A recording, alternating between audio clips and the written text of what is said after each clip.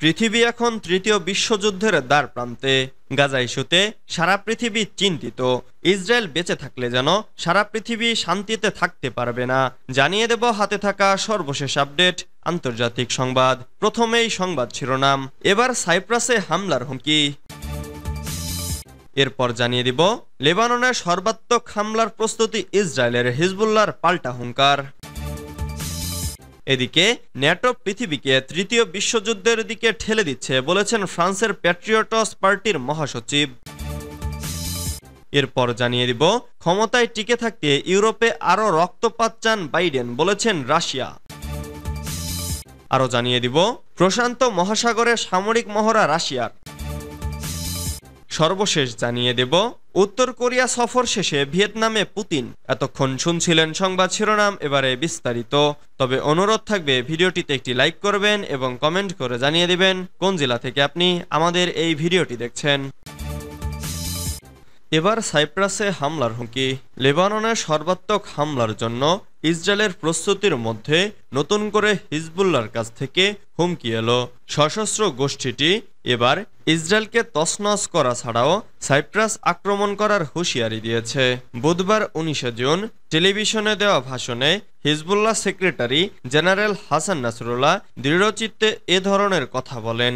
Israeli defence ফোর্সের northern commando major general Ori Gordin ও head of the operation ডিরেক্টরের major general Oded Basiuk মঙ্গলবার লেবাননে যুদ্ধ পরিকল্পনা অনুমোদন করার একদিন পর এ ধরনের ঘোষণা এলো।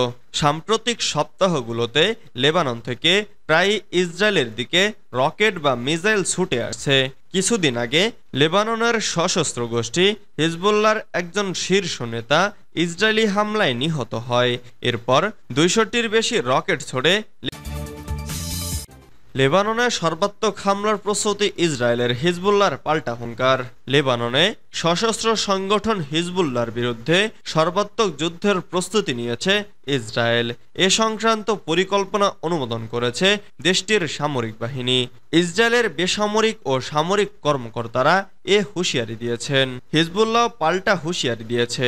গোষ্ঠীটি জানিয়েছে তারা ইসরায়েলের সব ধরনের হুমকি মোকাবেলায় পুরোপুরি প্রস্তুত। কোনোভাবেই তারা তেল আবিবকে ছেড়ে কথা বলবে না। হিজবুল্লাহর ইসরায়েলি বন্দর নগরী হাইফার ড্রোনে ধারণ করা একটি ভিডিও প্রকাশ্যে আনার পর থেকেই আরও ক্ষেপেছে ইসরায়েল। এরপর ইসরায়েলের পররাষ্ট্রমন্ত্রী ইসরায়েল কাজ ও সামরিক বাহিনীর পক্ষ থেকে এ হুঁশিয়ারি উচ্চারণ করা হয়। গাজায় ইসরায়েলের হামলা শুরুর পর লেবানন সীমান্তে ইসরায়েলি বাহিনী ও হিজবুল্লাহর যোদ্ধাদের মধ্যে পাল্টাপাল্টি হামলার ঘটনা ঘটছে। তবে এ সংঘাত এখন সর্বাত্মক যুদ্ধে রূপ নিতে যাচ্ছে বলে আশঙ্কা করা হচ্ছে। ইসরায়েল ও লেবানন সীমান্তের উত্তেজনা প্রশমনের চেষ্টা চালিয়ে যাচ্ছে যুক্তরাষ্ট্র। এরই অংশ হিসেবে প্রেসিডেন্ট জো বাইডেন নিজের জ্যেষ্ঠ উপদেষ্টা আমোস হোচেস্টেইনকে ইসরায়েল ও লেবাননে পাঠান। ন্যাটো পৃথিবীকে তৃতীয় বিশ্বযুদ্ধের দিকে ঠেলে দিচ্ছে বলেছেন ফ্রান্সের প্যাট্রিয়টস পার্টির মহাসচিব। ইউরোপের ডানপন্থী দলগুলোর জনপ্রিয়তা আগের চেয়ে বেড়েছে। সম্প্রতি অনুষ্ঠিত ইউরোপিয়ান পার্লামেন্ট নির্বাচনে এই দলগুলো তুলনামূলক ভালো ফল করেছে। এরপর থেকেই ইউরোপের বিভিন্ন দেশে এসব দলের নেতাদেরকে বেশি সক্রিয় দেখা যাচ্ছে। এসব দলের অধিকাংশই ইউরোপীয় ইউনিয়ন ও ন্যাটো থেকে নিজ নিজ দেশকে বের করে নিয়ে যাওয়ার পক্ষে।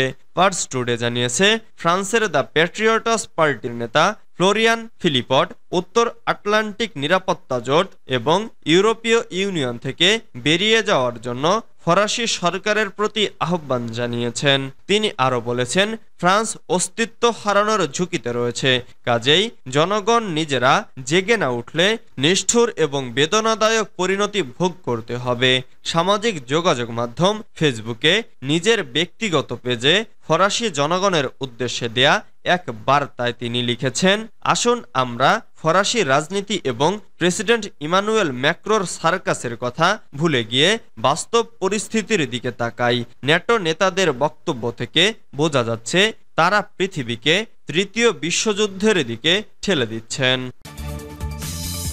ক্ষমতায় টিকে থাকতে ইউরোপে আরও রক্তপাত চান বাইডেন, বলেছে রাশিয়া। পার্স টুডে জানিয়েছে, ন্যাটোর সেক্রেটারি জেনারেল জেনসন স্টলটেনবার্গ এই সংস্থাটিকে একটি পারমাণবিক জোট বলে মনে করেন এবং দাবি করেন যে ন্যাটোর লক্ষ্য পারমাণবিক অস্ত্রমুক্ত বিশ্ব।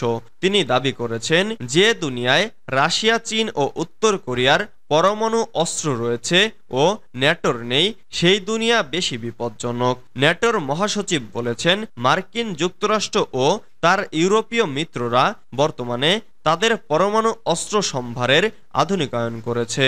ওদিকে ক্রেমলিনের মুখপাত্র দিমিত্রি পেসকোভ ন্যাটোর মহাসচিবের বক্তব্যের প্রতিক্রিয়ায় বলেছেন, এ ধরনের বাগাড়ম্বর উত্তেজনা বাড়ানোর পদক্ষেপ ছাড়া অন্য কিছু নয়।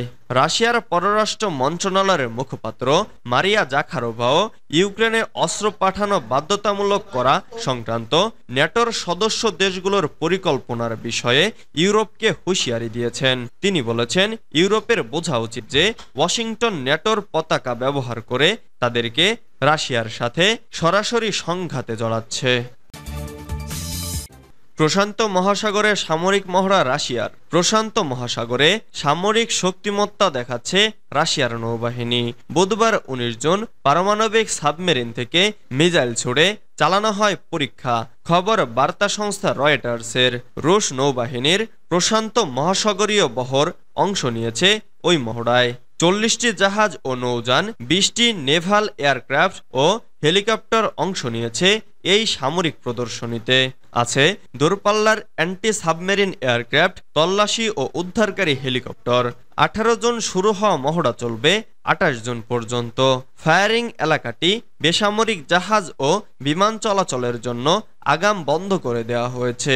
জাপান সাগর ও ওখোটস্ক সাগরে সামরিক শক্তি প্রদর্শন করবে রুশ সৈন্যরা। উত্তর কোরিয়া সফর শেষে ভিয়েতনামে পুতিন। উত্তর কোরিয়া সফর শেষে ভিয়েতনাম গেলেন রাশিয়ার প্রেসিডেন্ট ভ্লাদিমির পুতিন। দুদিনের সফরে বৃহস্পতিবার 20 জুন ভোর রাতে হ্যানয়ে পৌঁছান তিনি। এ সময় বিমানবন্দরে পুতিনকে লাল গালিচা সংবর্ধনা দেওয়া হয়। অভ্যর্থনা জানান ভিয়েতনামের ডেপুটি প্রধানমন্ত্রী ত্রান হাং হা এবং কমিউনিটি পার্টির শীর্ষ কূটনীতিকরা। এ নিয়ে পঞ্চমবারের মতো ভিয়েতনাম সফরে গেলেন পুতিন। সফরে তিনি দেশটির প্রেসিডেন্ট, তুলাম, প্রধানমন্ত্রী ও কমিউনিস্ট পার্টির প্রধানদের সাথে সাক্ষাৎ করবেন। এছাড়াও আলোচনা করবেন বাণিজ্য, আঞ্চলিক রাজনীতি ও পারস্পরিক স্বার্থ সংশ্লিষ্ট বিষয়ে। উল্লেখ্য, গত মে মাসে পঞ্চম মেয়াদে দায়িত্ব গ্রহণের পর এটি পুতিনের তৃতীয় বিদেশ সফর। এর আগে বুধবার বহুল আলোচিত উত্তর কোরিয়ায় সফরে যান পুতিন। গার্ড অব অনার সহ জমকালো সংবর্ধনা দেওয়া হয় তাকে। দুপক্ষের কৌশলগত নিরাপত্তা বিষয়ক চুক্তি হয় বলেও জানা গেছে।